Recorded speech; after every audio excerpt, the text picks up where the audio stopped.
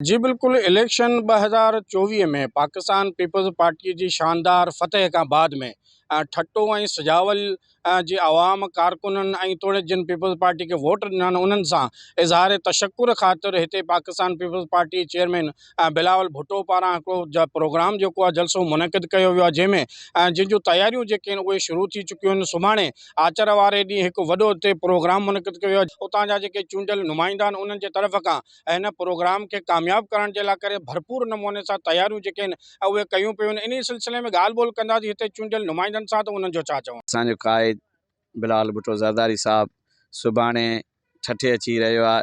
ठठे जी आवाम जेका शानदार कामयाबी ॾिनी आहे पाकिस्तान पीपल्स पार्टी जे सभिनी उम्मीदवारनि खे शानदार कामयाबी मिली आहे।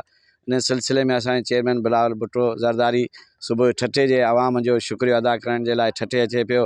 असां घारो साकरो दाबी जी PS छातर ऐं पूरे ठठे ज़िले जी आवाम भरपूर इंशाअल्लाह नमूने सां शिरकत कंदी। बिलावल भुट्टो साहब जी हेॾी सारी वॾी फ़तह जेकी पूरे पाकिस्तान में थी आहे, सिंध में ऐं पूरे पाकिस्तान में जेकी फ़तह थी आहे ऐं उहा काफ़ी माण्हुनि खे बर्दाश्त कोन करे सघिया आहिनि। ऐं उन लाइ असांजो चेयरमैन साहब जेको इलेक्शन कैंपेन में चई हो त ठट्टो ऐं सिजावल त इंशाअल्लाह ताला आऊं इलेक्शन खां बाद ईंदुसि ऐं उन खां पोइ असांखे यकीन आहे त सदाईं शहीद मोहतरमा बेनज़ीर साहिबा जा जलसा हुजनि, आसिफ अली ज़रदारी जो जलसो हुजे ऐं उन खां पोइ जेके बि असांजे क़ाइदनि जो जलसो हुजे। पर मूंखे यकीन आहे हिन स्टेडियम में लखें जी तइदाद में वर्कर असांजे चेयरमैन बिलावल साहब खे वेलकम कंदा ऐं ज़बरदस्त हिकिड़ो जलसो थींदो।